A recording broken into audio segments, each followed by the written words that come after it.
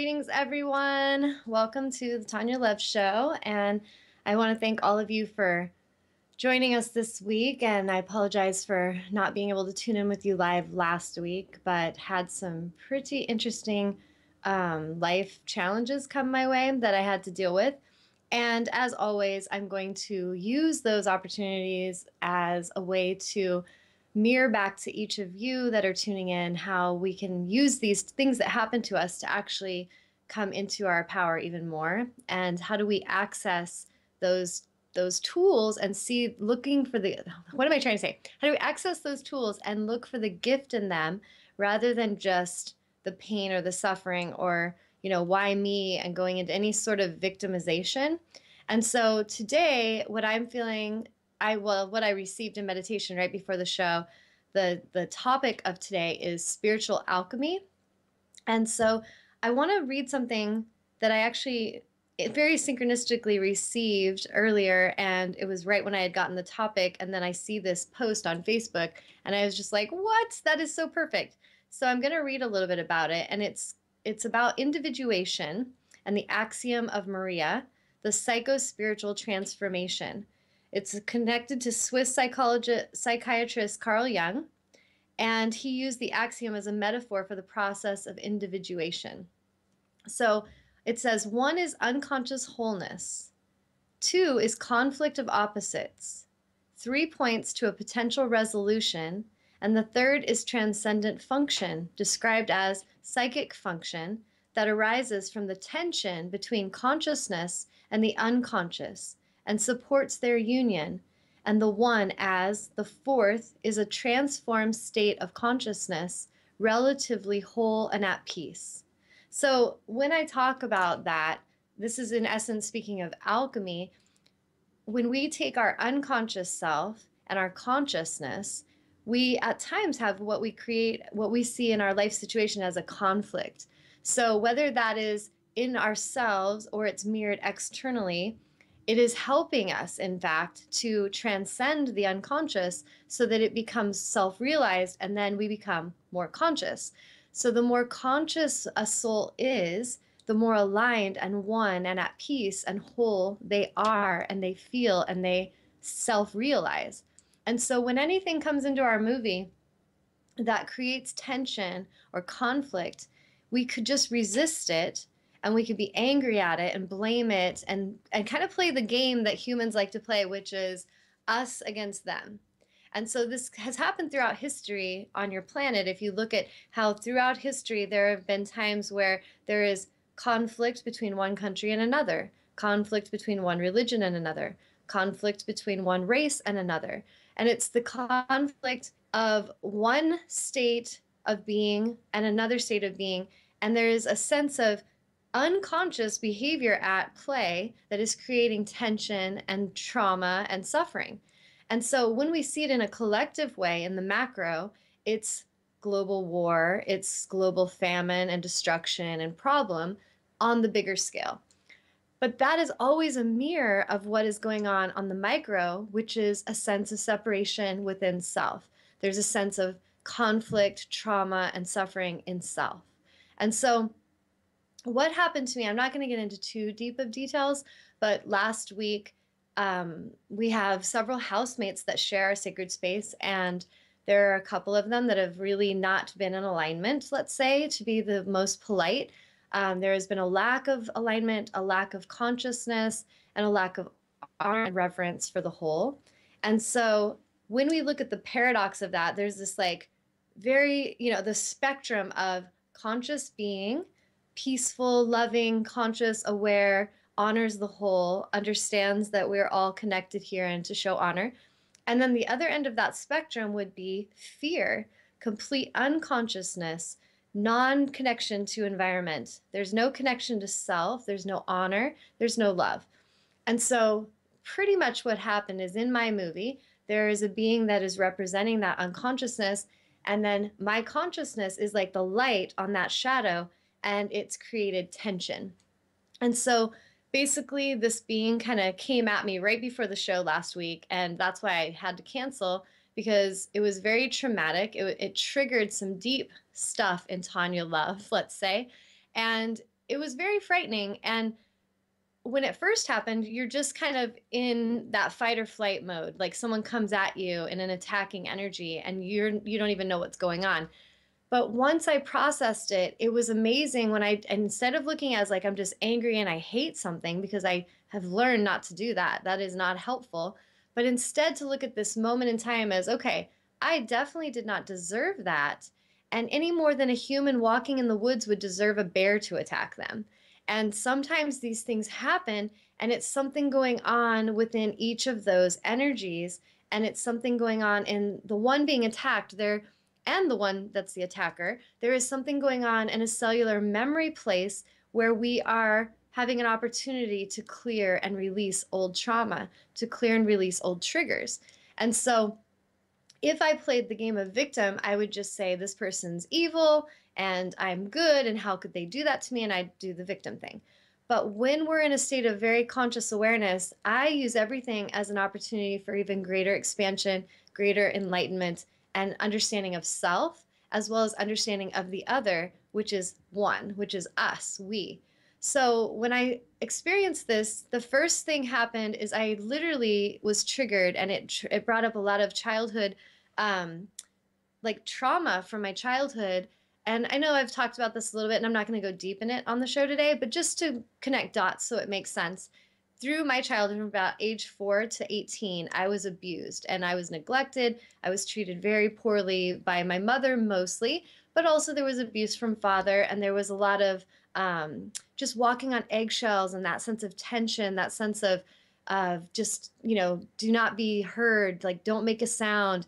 And that's pretty much the childhood I experienced. And it was not very, playful or connected. There was not a lot of love or nurturing. There was a lot of awareness in me, even as a child, processing these humans that were playing out the characters of my parents. But it was interesting to have this trigger happen because in my life, I've very consciously been ascending and moving through a lot of old traumas. And each of you, what I know I'm mirroring to you, and what my guides are saying that I am mirroring to you, is that we are here mirroring what you do when these traumas come. And so part of the reason that I'm on this planet assisting with angelic auric clearing is it's like profoundly powerful of this healing work, what it's doing for humanity. And I don't just do it for others, I do this for myself constantly. I'm constantly in a state of awareness, constantly in a state of open eyes, open awareness to understand, what is this? Why has this come? What is this triggering? What is ready to be released and cleared? Okay, got it. Let's clear it out. We're going higher. And so this is ascension in essence. This is what each of us are going through on this planet together. I am not going through this alone. You are not going through this alone. We are one going through this together. And so if you tune in and you can access these trigger points, they can be like what I was just reading, the unconscious and the conscious creating conflict and tension. There is an opportunity there for transformation. There's an opportunity there for spiritual alchemy. So we take something like lead and we transform it to gold. We take that chunk of coal, and through the pressure and the tension it goes through, it becomes the diamond. And so if each of you can see yourselves in this way, rather than relating to your old sense of identity, maybe the chunk of coal that got no respect, that got treated terribly and had lots of pressure put upon it, but as you access the opportunity of that spiritual alchemy, you can take that being that you were and you can become something new.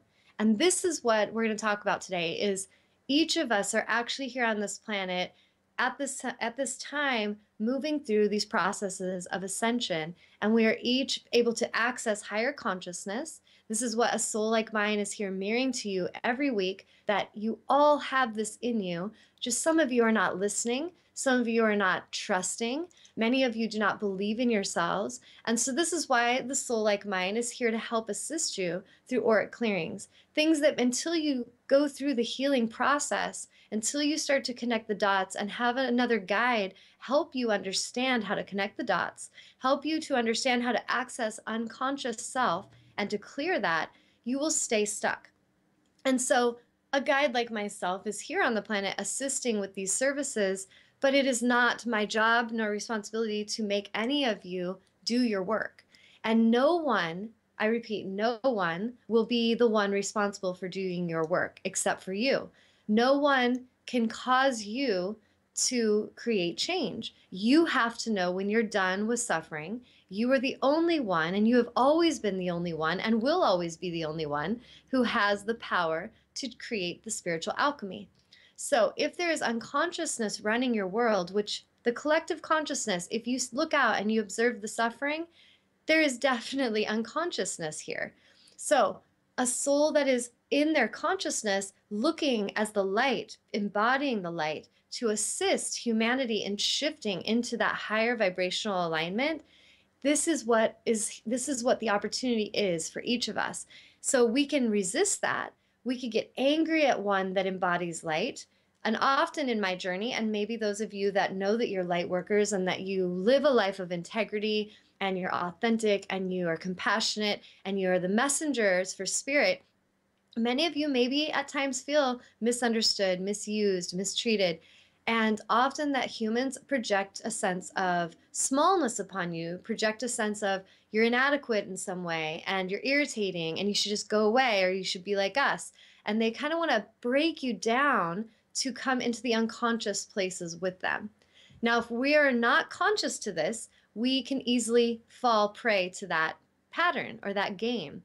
So the more conscious we are, this is, the higher perspective when I talk about entering universal mind or going into unified field of consciousness, the unified field, we are in that space of openness from the crown and above soul star chakra is open and accessing universal consciousness, wisdom, intelligence. There is so much that you can access. But if we are still playing this being that's small and insignificant and has no power, has no reason for being, then unconsciously we will continue to create patterns and dynamics in life situation where we will continue to draw suffering to us. We will continue to draw tyrants to us. We will continue to draw abuse to us, patterns of abuse. And so that being said, as this happened to me, it triggered a lot of past. It triggered that feeling of being a child that had no safety, no place to go. I was in my own home when this happened, and the person was spitting in my face, pushed me into my room, like completely lost their alignment, was out of their mind in every way. And as this is happening, I'm just in first defense mode, just like holding my hands up, like, you need to leave my sacred space, holding my power. Once the person's energy was removed from the house, for that day, I ended up going into my closet unconsciously. I just moved away from the situation and my family was out dealing with it. The police were called and I went into my closet and I found myself sitting in my closet rocking myself. And as I was conscious of this, the conscious part of Tawnya, the witnessing part of the whole situation, I started to cry and I started to release the fear and the anxiety. I was shaking uncontrollably. And I don't know if any of you have ever had someone attack you or come at you, but it's very unnerving. And so there was all these emotional and physical things happening, like body shaking, I'm crying, I'm in my room rocking. But the conscious part of myself, because I've learned to master her and allow her to stay present, I observed every part of it and I started asking questions. Why is this happening? What is this? What is the purpose of this? What are we here to do to shift this? How, what is the solution here? And so at first it just triggered me. I spent a couple days in meditation processing that triggering.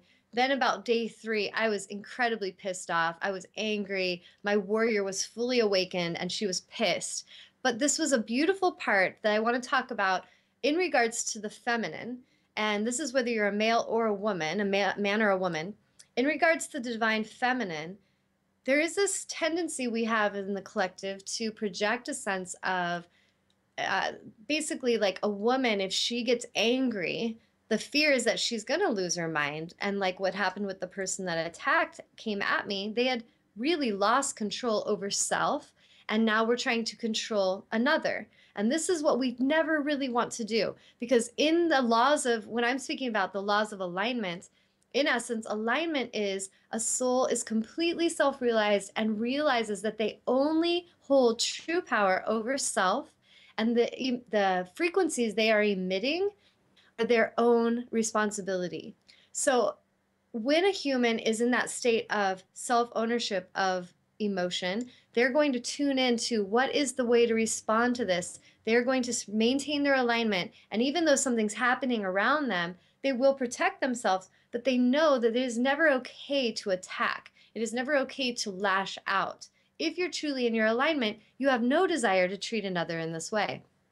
However, when you're unconscious and you're out of your alignment, you will justify, as your humans on your planet have done for thousands of years, you will justify your reasons why it is okay to lash out, it is okay to attack, to drop bombs, to do whatever you want to do because they upset you, or they are your enemy, or they are the external self. They are someone over there. They are not me. Now, when you come into consciousness, you realize they are I. I am we. We are one. And so there's no part of you that wants to harm the other. That would make no sense. It's insanity. And so, in essence, all of the violence on this planet is insanity. All of the triggering of pain body that happens day to day, from depression to the anxiety to addiction to all these things that are coming from suffering and abuse that have not been addressed. This is why souls like myself have come to this planet to help bring enlightenment to these issues, to help you see that in order to clear that past that you may have played out for lifetimes, you have to know what it is. You have to delve in to the unconscious and make it conscious. You have to bring it into the light. And in doing so, in taking that old shadow part, whether it's in this childhood of this lifetime or has been played out through many lifetimes, until we address that and bring it into the light consciously, it will continue to play out like an old record, an old movie playing the same situation with different variety of characters. So, is past life regression work important? Yes, absolutely important at this time. Is angelic auric clearing work important to the evolution of the collective? Absolutely important. But this is something that each of you tuning in have to address. You have to have enough consciousness in you to know that there is a need to ask for help. There is a need to allow someone else to assist you. If you don't, you continue to play that same situation where you feel like you're alone, you're isolated, and you have no power. And you will continue to do this for lifetimes. So at this time, when I tune into my Syrian guides as well as to the archangels, what they tell me is that not all will ascend at this time. Not all will choose consciousness. And this is where there will be certain beings that do not vibrationally match. Like in my life situation at this time in our home, there is definitely a being that is not a vibrational match to the peace and the love here. I just recently watched the film 7 Years in Tibet, where it's speaking of the life of Dalai Lama. And if you know his story, his people lived in peace. They're a very peaceful society. They, meditate. They are very spiritual. They honor everything to the point where he's trying to build a theater and he doesn't want to harm, the people do not want to harm any earthworms because they believe these are reincarnated souls that could be their mother. And so there's such a reverence for life in their culture. But in history, when we look back, China came in as tyrants and they killed over a million of the people that lived in Tibet. So think of that. 1 million humans that live in peace completely wiped off the planet from tyrannical, misaligned energy. It has been happening since the beginning of this planet. It has been happening for a long time if we really look at it. Here's the thing. We can look back and access past and we can see what's been happening. But what we need to start addressing is how do we take the unconscious in ourself and bring it into the light?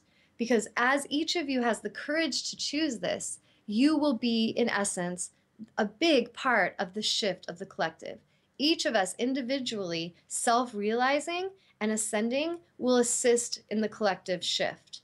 So if we are procrastinating and we are saying, oh, I got to go and rescue and save other people, or I've got to go and get busy making money, or get busy being distracted with my addiction, or whatever it is that is distracting you from inner reflection, I am going to boldly say to you, and it will stay true for the end of time, to the beginning of time, in all directions of time, that you must be in that alignment. You must access that unconscious and make it conscious if you wish to ascend. If you wish to dissolve old patterns and paradigms in your belief systems, in your life situations, then each of you must take back your power. And how do we do that? We do that through awareness. We do that through presence. We do that when we stop playing the game of us against them, when we start to tune in and access everything is about self. Everything is a mirror of self. So if this is happening with this girl attacking me, it mirrored to me my childhood. It mirrored to me what I went through my whole life, what I felt like from age 4 to 18 and beyond through a 20-year marriage, what it felt like to feel like you had no power, that you are not safe in your own home. All those emotions were still in me. And I've done a lot of clearing. Trust me, I've been working with my angels since 2012, and we've been very diligently focused on this. However, this was a new thing. It was like this peace, this deep peace connected to mother, connected to my birth mother, that needed to be addressed. It needed to be brought into the light, and it needed to be fully cleared and released. So as I do that work on myself, I go into higher vibration. My body heals. I felt dis-ease in my physical body from this tension for the last week. My bladder was hurting. All these things are happening. And I tuned in and I was like, okay, bladder makes sense. I'm very tuned into my body and I'm pissed off right now. So I need to calm that down. So when we are pissed off at someone or something, or even at ourselves, when we're justified in that feeling of being pissed off, we'll just keep on spinning it. We'll keep amplifying that message and we'll get angrier and angrier. But if we tune in and we realize, back to our simplicity of laws of attraction, whatever energy I am in is what I am creating. So if I'm pissed off, my cells of my body are not at ease. So my body started to not feel good. So quickly I started to catch that and connect the dots, come back to self with self-love, releasing any tension, any trauma. And then today, I had a dream last night where Doreen Virtue was with me and we were talking about all this in my dream state. And when I woke up, I did a reading, which I'm going to share with you from my past life deck. And it's also by Doreen Virtue, which is funny. And I knew that she was a guide, a symbol in my dream state. And she was like, Tawnya, I'm here to help you. Let's go ahead and do the past life regression work that you know how to do. And then go ahead and draw a few cards from that deck you have from me. And I'm going to help you unravel this. So her and I were working in spirit realm, in sleep and dream state. And then as I accessed this in my waking state, I was very conscious in clearing this energy. So this is the kind of stuff that, I'm doing this with her or with angels, and each of you can do this. But if you doubt that in yourself, or you've been trying to do that and it's not working and you still feel stuck, then have the wisdom to enter and step in to your own healing and call a mentor that you trust, call a mentor that you see is in alignment, that is mirroring to you liberation and freedom.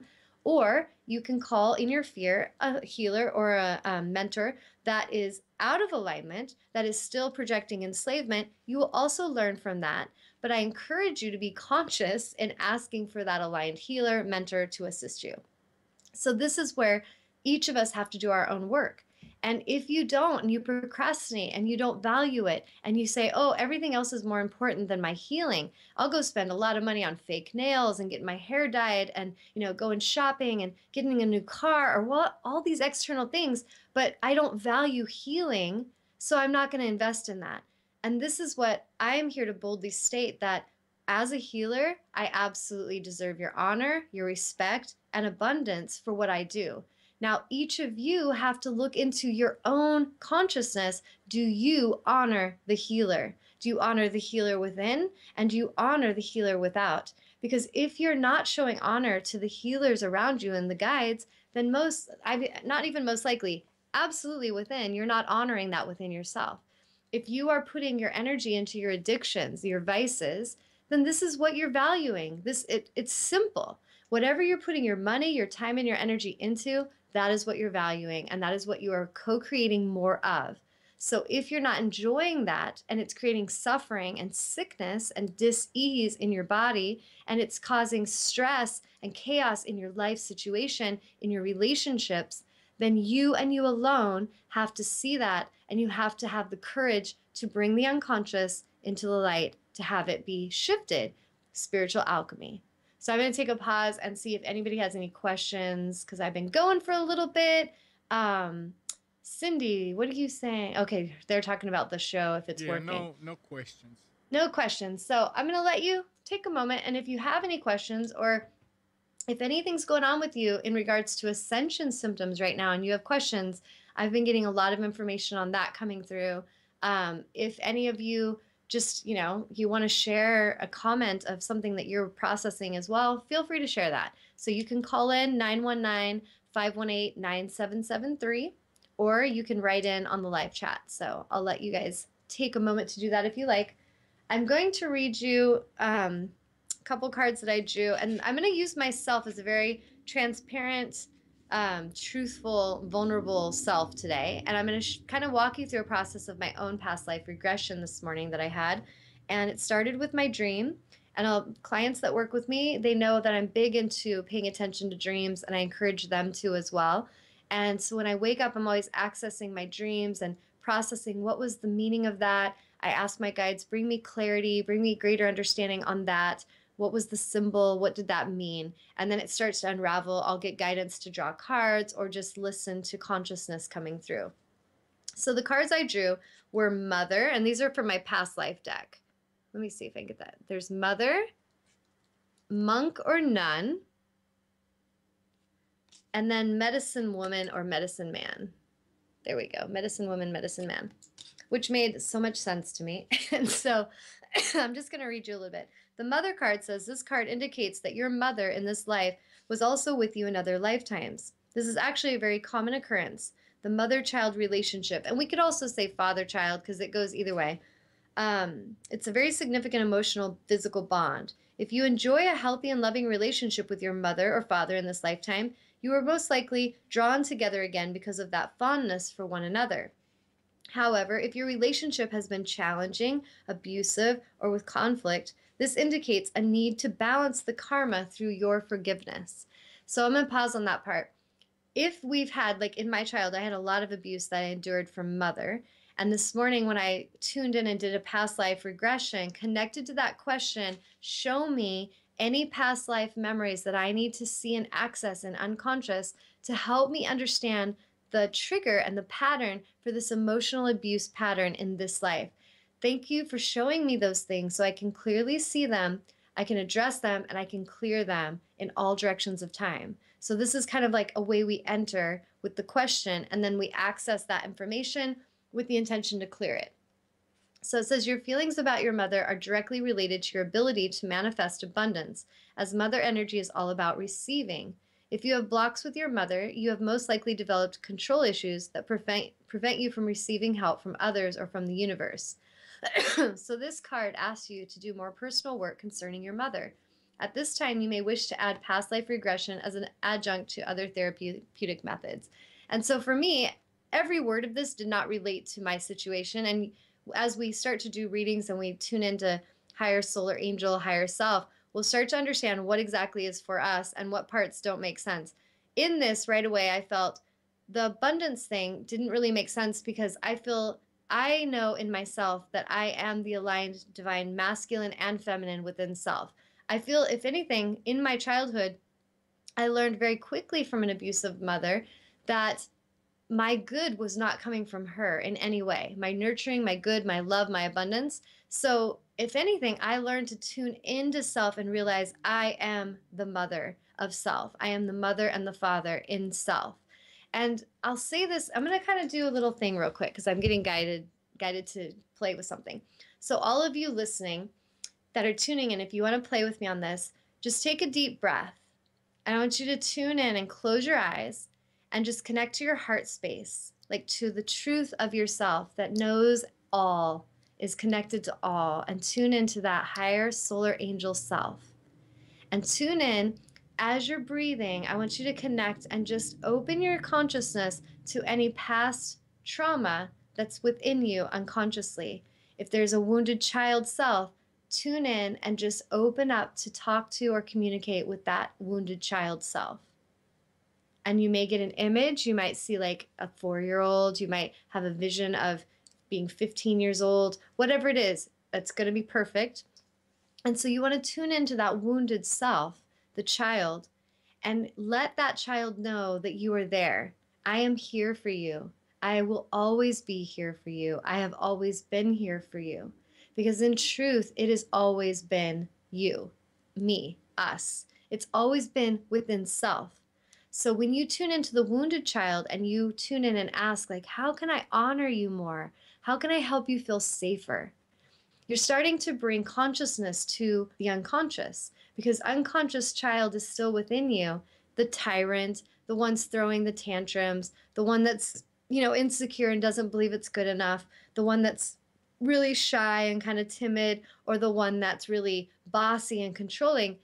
Whatever that child represents, it's a need. It's always doing those things because it is needing love. It needs acceptance. It needs nurturing.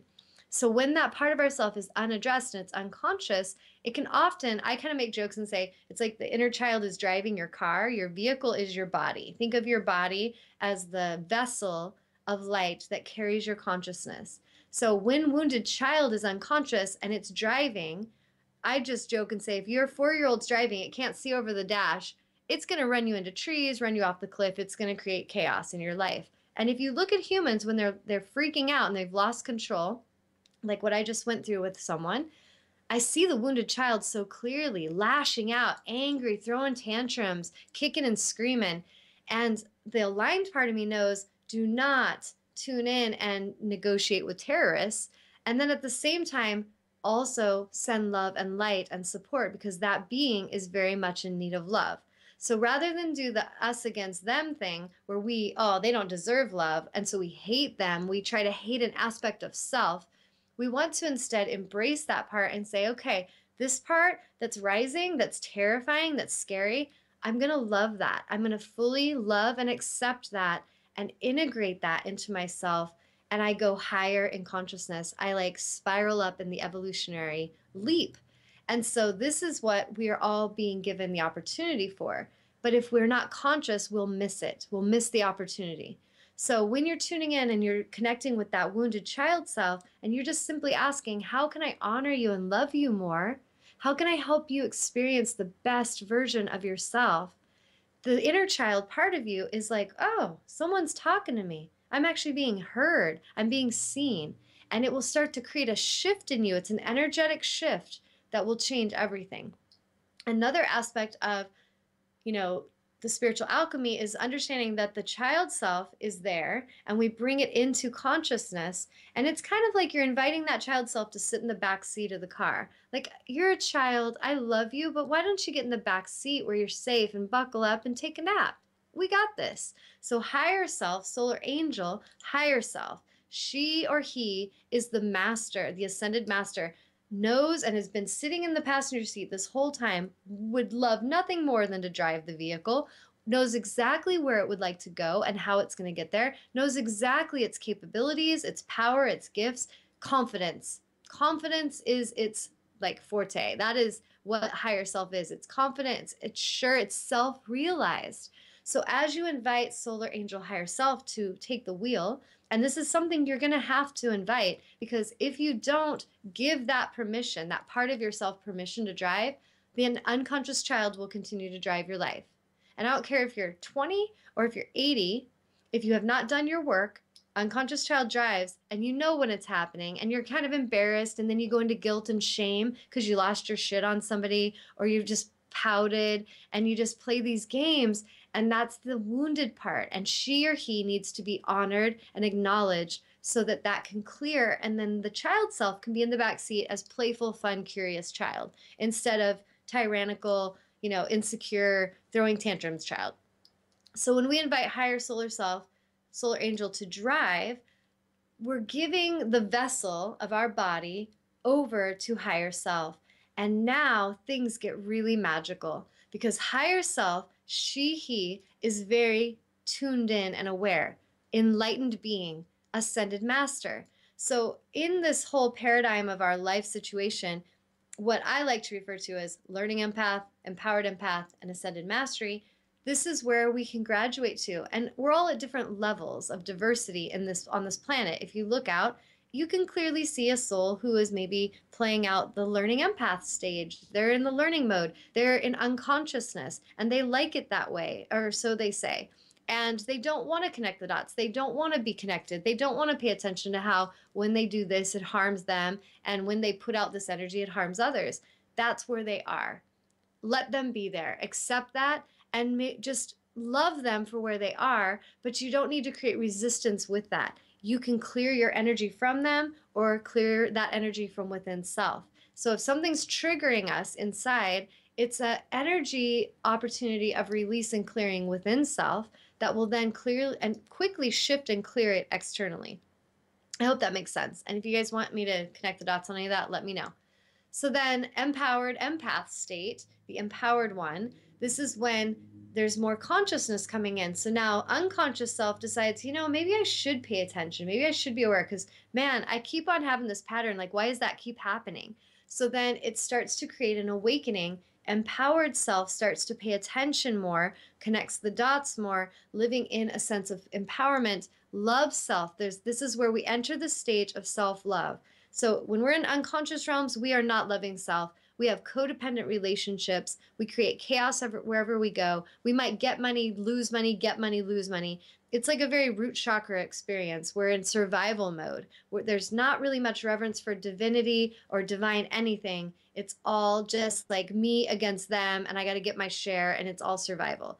When we're in empowered empath state, it becomes this awakening of there's more. I'm one with them. Wait a minute, is that possible? How can I be one with that really evil person? And you start to ask questions. You start to see that hatred being mirrored to you is something that is ready to be cleared from within you in some way. There's still some kind of residue in your frequency. And this isn't something to shame yourself for. In essence, the swiftest path to spiritual alchemy is through love. So whatever is coming up for us, we love that, we honor it, we receive it, we integrate it, and we transcend it. If something comes up for us and we don't want to see it and we're angry at it and we push it away, we're still in unconscious learning empath stage. And all stages are fine because we're all heading in the same destination, which is the destination of evolution, expansion, higher consciousness.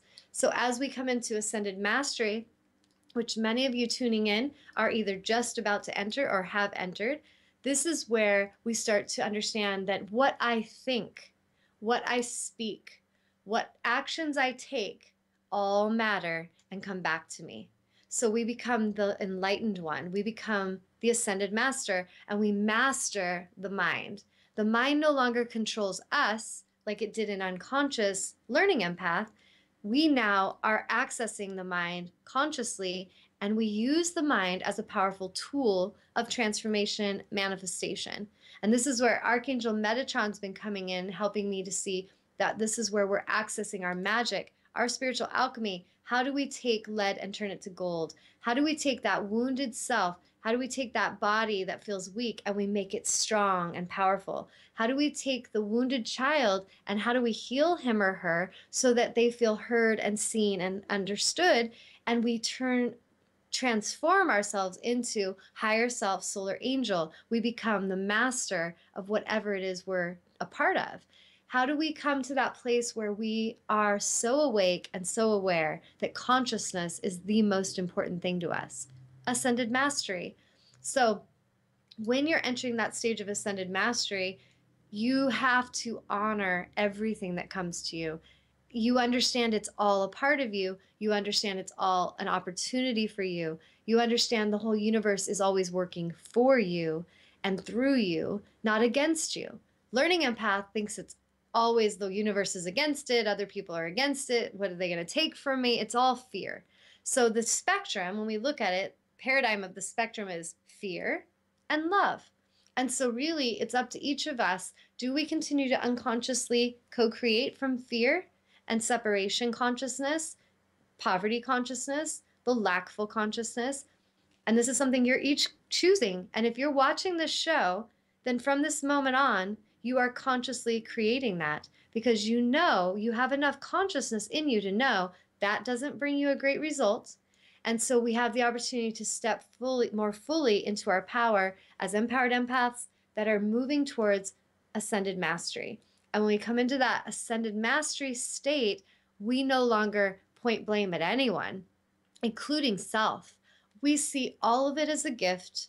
All of it is coming to teach us, to help us, to, basically anything that happens to myself, I know I'm mirroring to the collective of something that is an opportunity to help the collective. The collective is mirroring to me opportunities for healing as well. We are a part of each other. We're one.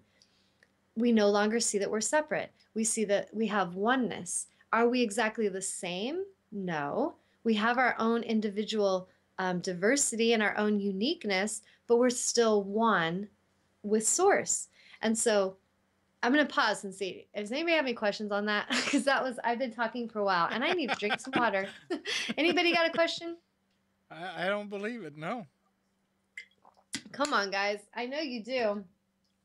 Okay, so the next card, I got the mother card. So when I was processing that, it was helping me process that connection with mother. And I was shown how in a past life, it was like 1334 or something like that AD. I was living in Canterbury, England, is what I was told. And in the first vision, I was 12 years old. I was a little girl. I had brown hair. I could see I had no shoes on, ratted, kind of raggedy dress. And I was basically a servant in this really cold house that was made of stone. I was in charge of bringing in things for the fireplace, scrubbing the floors. And the first feeling I got from it was like Cinderella in a way, like just little servant girl. And I died very young in that life. I was beaten by this tyrannical male, and the name was like Lord Aldron or something like that. And my name was Anna, and this is all what I received when I was in my past life regression. Like when I would ask the question, consciousness would just speak Anna, would speak you're 12 years old, would speak you died at age 15. And so as I was moving through this, which this is what I help clients with, I was in that state where I was processing that this human that was the male tyrant was mother in this life. And so the karma that I was clearing was connected to dying at age 15, alone in a room with another servant girl trying to help me the best she could. I died of a fever. I was burning up. And when I tuned in and accessed even why I was dying of fever, I was fired up and angry with rage. I hated my life. I hated how I was treated, and I wanted to die. I didn't want to be there anymore. I was neglected, abused. And so in that life, dying, then it was showing me and connecting the dots how in this life, I found that same mother that was a man in that life. She was now the tyrant in this life. And my karma, my opportunity was to dissolve and clear all of that karmic energy with that being so I could transcend it and move and come into my liberation. Another part of that vision I got was I was I was shown Egypt, which I feel like I've talked about Egypt on here quite a bit. I've had a lot of situations come through my life situation where I've been shown the importance and significance of Egypt and being an Egyptian queen. And when I was a little girl, I showed my beloved that I got this pendant from my uncle. And it's a pendant, it's a little picture, and it's the only thing my uncle ever gave me my whole life. And it is of Nefertiti, the queen of Egypt. And I've kept it my whole life. I still have it on my altar. And when I was in the vision, I saw that I was Nefertiti, is what I was told. And what was interesting is I was shown it was like 1330 some BC. And I asked, where am I? And I was in Cairo. And as I was moving through all these visions, I saw how, and this is something I've gotten more and more as I access it, because before I never got a name of who I was. And I feel like there was some resistance in me to really own that, to really say, could I have been someone that, was significant like that? And so today I just was listening, and that is what I was told. And then I went and looked it up right after my past life meditation. I was Googling it, and I researched Nefertiti a bit. And she actually was alive during I want to say 1350 or 1330 BC. And there's a mystery behind her. So in my vision, what I was shown is that I was living in this queenly life, but there was some stuff that started to go wrong in our situation where we had a very aligned way of living, and suddenly there were beings coming in projecting power and control. I know, and I've told my beloved, I know that I was accessing angels and galactic guides back in Egypt. Like, that is why we were so advanced of a society. That is why we understood so much. And so I was shown that there was this shift that was happening in the palace that was creating a lot of tension, and it was not in alignment. I did not feel aligned with what they were doing, and they were basically killing people if we would not do what they said. If we wouldn't go in the direction they were going to go, people were being killed. So I was shown that I escaped and I fled my palace. And from that choice, and this is going way back in time, from that choice, I continued to play out through lifetimes enslavement, because a part of me felt guilty for releasing my responsibility, guilty for running from my responsibility, running from my own throne, my own power. And so then I started to play out the polar opposite, which was powerlessness. And so when I connect the dots and all that, it makes a lot of sense how lifetimes of being in that abuse cycle and that feeling a powerless cycle, but then also deep in my cellular DNA, knowing I'm a freaking queen. What is this shit? I do not deserve this. I have had so many times in my life where people, when they flip out on me, they're like, what do you think you are, the queen? Literally, this has happened to me. So these are things we start connecting the dots on, like, wow, it's like even in their cellular memory, they're kind of angry. And I was shown some of the soul sisters that turned on me in this life were from Egypt, and that there was a lot of jealousy, there was a lot of competition for the power that I held. And it wasn't just about my physical beauty, but it was about the power that I embodied that actually unnerved some of these more wounded girls into wanting to compete or compare. So what I saw in my vision was I ended up leaving that palace, fleeing, and I was with some of my soul sisters, my priestesses. And when I died, the vision I got is I was an old woman in a big tent with these priestesses, and they were caring for me. And I felt a sense of remorse at the end of my life that I had turned from my palace. I had turned and fled my responsibility. And that was something that I feel in my life now. The reason all these unconscious memories are coming up is so that, will Tawnya take back her power? And yes, I am. And will I maintain and hold responsibility and not flee from it? And in the whole thing, when we started the show, was about someone coming at me and attacking me in my house and getting that feeling like fight or flight, like I should flee. And so do you see how I'm showing you the unconscious memories are there, but they trigger us into that fight or flight pattern or the abuse pattern. And we need to now start to collectively start accessing those memories, bring them into the light so that we can transcend them and we can create the spiritual alchemy we're here to create for our planet, so that we can come back into our alignment. Alignment matters. Each of you living in alignment, it is the most important thing for you. Each of you living with integrity, being authentic, and living from a state of self-love is the most important thing. There is nothing more important. Nothing. And so either we're going to listen and we're going to start accessing this and it's going to empower our life, or we're going to continue resisting it and living in unconscious ways.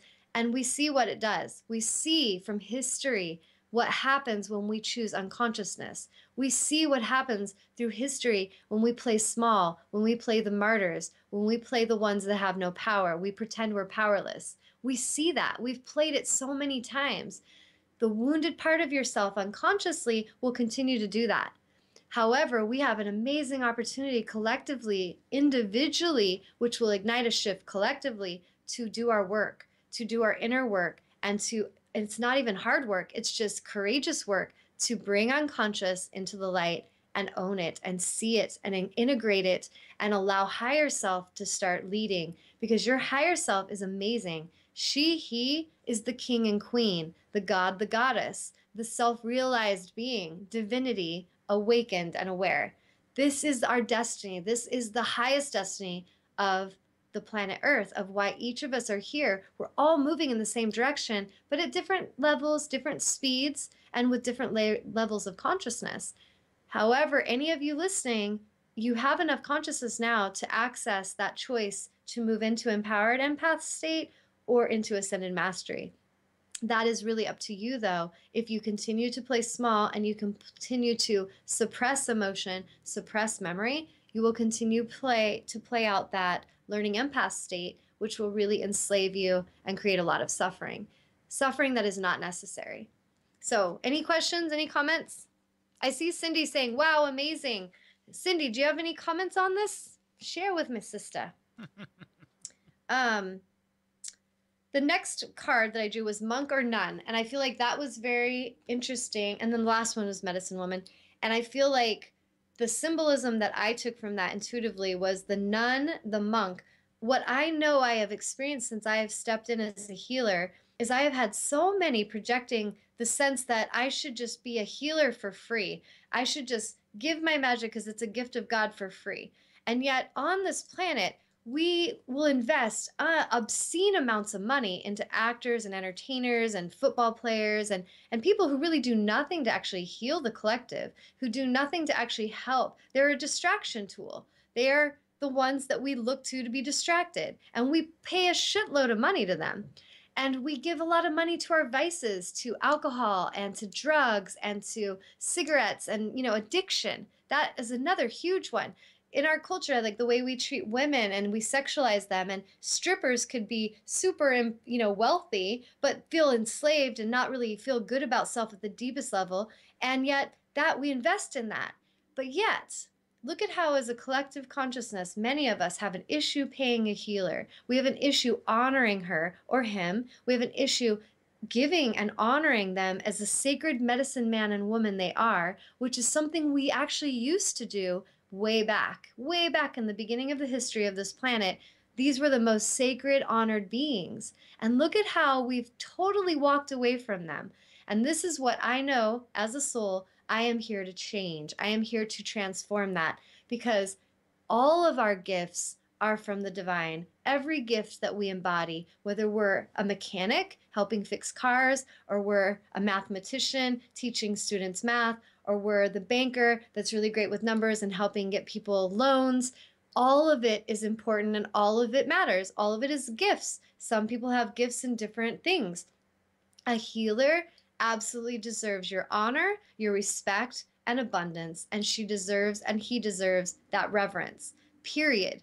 And so that card, I feel, is coming up with a lot of what some of us, as light workers have struggled with. And what I observe, I have helped so many healers to heal and to transcend. I've helped so many healers to actually embody their power and help them to see that they deserve to be, blessed. They deserve abundance. And I feel like it's coming from this deep, old cellular memory of contracts and vows we have given throughout history, of being the martyr, of being the one that gives vows of poverty, vows of chastity, vows of, punishment. We punish and self-mutilate. This is what many of us were taught to do when we were in very isolated, spaces as nuns or monks. And there was a lot of misalignment taught from the religious groups to those beings. And so it was all this effort of, I'm going to do this service and I'm going to suffer so that I can get good with God. This external being that if I work hard enough, if I am punished enough, if I give it all away, then one day I will be worthy to enter the kingdom of God. And this is what I'm here to dissolve, because that is out of alignment, period. If you truly want to enter the kingdom of God, you come into a place of self-realization. You become one with divinity. You know and love self, and you know God, the universal source energy, is one with you. You are one. There is no separation. There is nothing you need to do to be worthy. There is nothing you need to do to earn it. When I look at, it's one of the things I really wanted to address today, and I only have a few more minutes, but we could probably do a whole no show on the same topic. 555, by the way. One of the things I want to talk about is the whole mother paradigm, or just being a woman in general, but mothers in particular. There is a deep belief system that I observe all around me that mothers also need to give it all away. They're chauffeurs. They're, giving out money all the time. They're not often honored or given reverence, and they are just slaves to their families. Often they are giving everything for the good of the family, and hopefully by the end of the day, there's a few minutes left for themselves. Hopefully. But this is so out of alignment. And this is why there's so much misalignment in the feminine on our planet. There's so much problem and disease in women, from their sexual organs, their breasts, their gynecological issues that they take on from feeling that misalignment within the cells of their body. So if we want to shift that, we need to start seeing that, like, let's say the whole rule book of mother. In my life, I actually experienced that there's a lot of projection of mother should do all these things for me. Mother should be there always. She should always be cheerful, chipper, and she should be taking care of laundry and also taking care of the bills at home. And she should be driving the kids somewhere. And she should also be cheerful and happy and helping her friends. And at the end of the day, mother is often exhausted and sometimes feels very resentful and starts to feel angry at the lack of honor that she's shown, at the lack of care that's given to her for all the nurturing she gives and how little she receives. Now, this is a mother paradigm I used to play. I don't relate to her anymore, but I see her all around me. I see many mirrors of that same mother energy. And this is something worth dissolving. So if each of us tune in and really honored, like, wow, what are my unconscious vows that I have about being a woman or about being a mother or a father? What are the unconscious vows and contracts I've agreed to that? And are they serving me? And if they're not, then right now you could make the pact to dissolve those vows of misalignment. Any vows of poverty, anything that has caused you harm or damage or suffering, you dissolve it. Here's a little example. I had one I just put on Facebook that was really great about, I now release any patterns of suffering. I am free, I am liberated. And it's basically calling back your power. But in the book that I did the reading, it says, I hereby sever and release any and all vows that are self-destructive in all directions of time for everyone involved. And I encourage you to actually take a moment to activate this within self, because that's going to give you that opportunity of that spiritual alchemy to happen. Because if there's these unconscious vows, we continue to play them. When I left my marriage in 2012, I made a very strong and bold choice that I would no longer play the part of the mother that I was taught to play. I would no longer play the part of sister, of friend, of all these things, these roles that were out of alignment, that meant I was a doormat, that meant I had to give it all away for free, that meant I was last, that I didn't deserve, and that I was unworthy in some way. That was very deep in me from all those lifetimes of enslavement. And so as I made that decision to clear those vows and to come into my power and to realize I deserve love and I love myself, and if I stand alone and no one else around me can show me that love, that's okay, because I'm still going to love myself. That's the kind of love I'm talking about. It's not a love where you're loving and doing good for everyone, hoping they will love you back. We have to get past that. That's the codependent structure. That codependent structure creates a lot of suffering for everyone involved. And it's very, the whole martyr energy comes into play. But as we dissolve and clear that, and we come into this new alignment of mother, woman, father, son, child, daughter, we all are here to do this work. All of us, whatever roles you play, don't be attached to those roles. Be aware of your alignment or your lack of it. Always show up authentically as your true self. Always, no matter what role it is that others are playing out with you, stay in that alignment. So if you truly love self, then you will be a mother who honors self. So no longer will you give it all away for free. Will you just be the chauffeur, the doormat? When my higher self, when I gave her permission, I said, higher solar self, you're going to start driving. I give you permission. I'm getting out of the way. Wounded self, she's in the back seat. I love you, girl. You need to just take a nap. And I'm letting higher self drive. She came in instantly and she would not tolerate BS. She spoke bold truth. She spoke truth to those that needed to see things. Now, is she always going to be popular? Not until everyone wakes up, because until everyone wakes up and is conscious, the ones that are conscious are often the ones that are hated, because they're actually living in alignment. I just went and watched 2 movies last night with my beloved. I watched the movie Bridge of Spies with Tom Hanks, and then we went and watched Concussion starring Will Smith. Amazing films. Both characters, what I loved about them, they stood their ground. They stood their ground and they faced darkness, and they felt very much the world around them projected a sense of aloneness on them and isolation, and they still stood their ground in their alignment. That is the bold movement I'm calling forth from each of you to have the courage to make, because it is going to change the planet. Not maybe, it absolutely is going to change the planet when each of us stops playing into the games, when each of us stops listening to fear and we let fear make our choices, and instead we choose love and we choose alignment, no matter how many are around us supporting us. This is bold courage, and that kind of courage is what an ascended master embodies. It's not about belonging, fitting in. Does an ascended master soul love to be treated with respect? Absolutely. It is the most beautiful experience for an ascended one to be honored and shown reverence and respect. We love that. But if no one around us believes we're worthy of it because they're all still playing that small unconscious self, we still hold our power confidently and courageously regardless. Does that make sense to everyone? Give me a little amen, hallelujah, thumbs up, something. Anything, Amnon?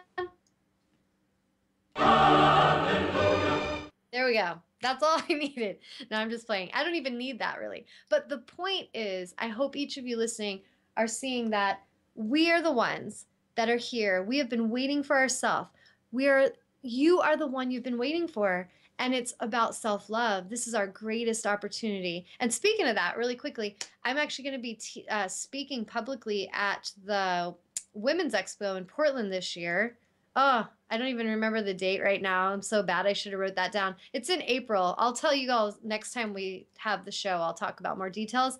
But if you come to the Women's Expo, come and listen to me talk about self-love. I'm going to be really pumping all the women up with this same topic.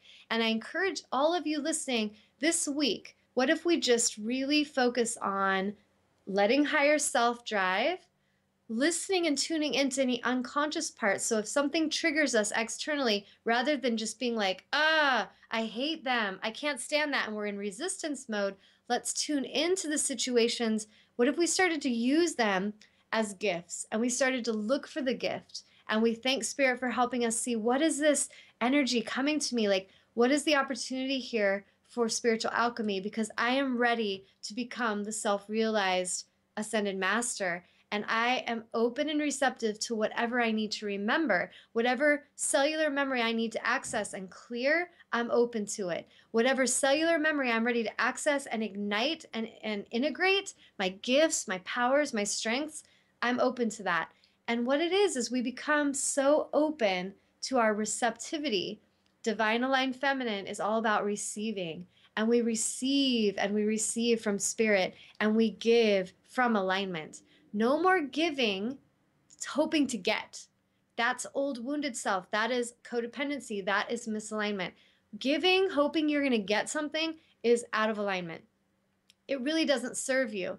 Giving from inspired action, inspired alignment, inspired heartfelt desire to give, that's what we're talking about. And speaking of that, before we tune out, I want to thank one of my viewers, and this guy, his name's Rick. He actually called me from an ad that I have in Natural Awakenings magazine in Portland. One of my ads is in there, and he called me around the holidays, and I talked to him for probably about an hour, and he was just having a hard time. He felt suicidal, he told me. Like, he was just alone, down and out, having a bad time, and really not connecting the dots on the gift, let's say, of his life. So I spoke with him for about an hour, and he was like, I can't afford you, Tawnya, but I want to see you someday. And, and I was like, you know what? Here's the thing. I gave him a lot of guidance and self-love, and I can't even recall what we talked about, but it was, I'm sure it was awesome. And then I guided him to get the book, Getting into the Vortex. And I told him, get this book, and if you are open and receptive to the teachings and you implement that, you implement these teachings and you start to consciously listen and pay attention to your life, I promise you, your whole movie is going to change. And you can let me know when that happens if you like. And he was like, thank you. So we talked for about an hour. And then all of a sudden, I get a phone call just like a week or so ago, because I was going to talk about this on the show last week. I got a call from him one morning, and he was like, Tawnya, it's Rick. I don't know if you remember me, but I just wanted to say thank you so much for caring about me and like helping me and guiding me to these teachings. He's like, I've been reading and listening to the teachings of Abram, and I've been watching your internet shows. And he's like, it is helping me so much. And he's like, there have been so many changes in my life from that one change, just being conscious and to really observe his movie and be conscious of his energy because he's creating from it. So he really listened. And then he called me and he said, you know, I always send out a love offering to different charities, like when I have a little extra money. And he said, and I was about to write a check for this organization that helps with education in like Africa or something. And he said, he was about to write the check, and all of a sudden his guidance said, no, you need to send that money to Tawnya Love. She needs the help. She deserves this help and support now. And he was like, that's awesome. Yes, I'm going to send it to Tawnya Love.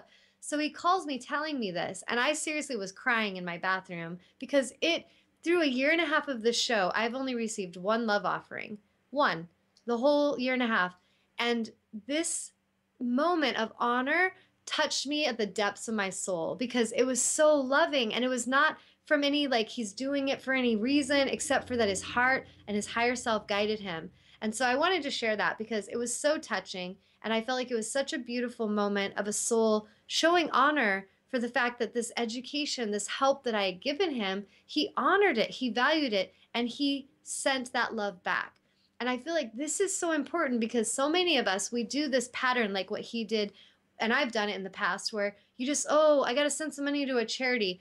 Who should I send it to? And like, okay, American Red Cross, or I'm going to send it to all these places, and you don't really know much about it. You're not tuning in deeply. You're just kind of robotically doing it because you're supposed to, or you're giving from obligation. And what we have all got the opportunity of is, what if we gave from our inspired, love igniting energy? We get that spiritual igniting, I feel inspired to give to a soul who's helped me, and we honor it. Whether it's myself or another, it's just listening to the heart, and it's responding to the heart and giving from that place. It's not giving to homeless people because you feel obligated and you're like, oh God, here's $5. That serves no one. It's giving when you truly from your heart feel, you know what, I could go get a meal for that person and I feel inspired to do that. I'm giving them that meal. I'm going to sit with them and talk to them for a few minutes and help them remember about the laws of the universe. You can do this stuff from the heart, but the obligation stuff, it's just enslaving yourself and each other. And we're often giving to those who are not even helping the big picture. Like I said, going back to giving to those who distract us, or do we honor and give to those who actually are helping us and assisting us in liberation, in living our own empowerment, in healing our own bodies, healing disease and stress and suffering? Does that matter to you guys? Because to me, it matters. And I hope to each of you listening, it matters, because I feel like we all have the power to change some huge things on this planet if we get ourselves in alignment. So that's what basically today's message is. You and you alone can be the one in charge of returning to your alignment. And I've just given you a whole hour's worth of tools that you could process with. Any of you who want to work with a mentor, you know how to contact me. Go to my website and get in touch with me. Start scheduling some soul coaching, or come and do some angelic work clearing sessions. I promise you, amazing change and transformation awaits you, but you have to have the courage, you have to have the honor and the reverence to respect and honor the healing, and you have to do your work. You have to show up and be conscious, consistent, and I promise you, a whole new world will be awaiting you in that alchemy. But that is up to each of you. So thank you guys so much for tuning in. I was going to introduce my beloved today, but I think I'm going to have to do that next week because I already went over by 9 minutes.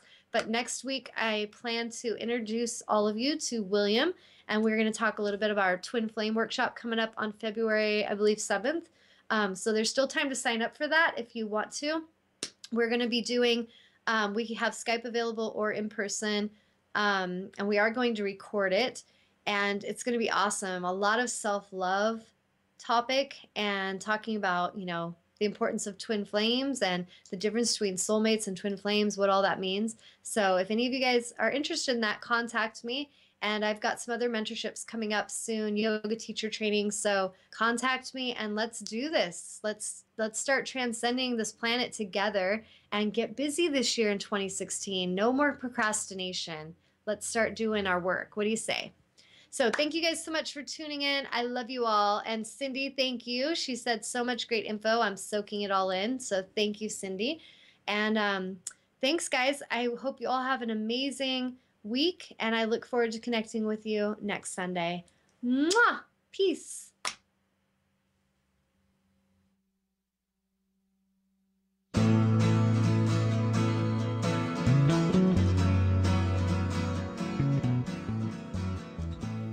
You are tuned to the Nissan Communications Network.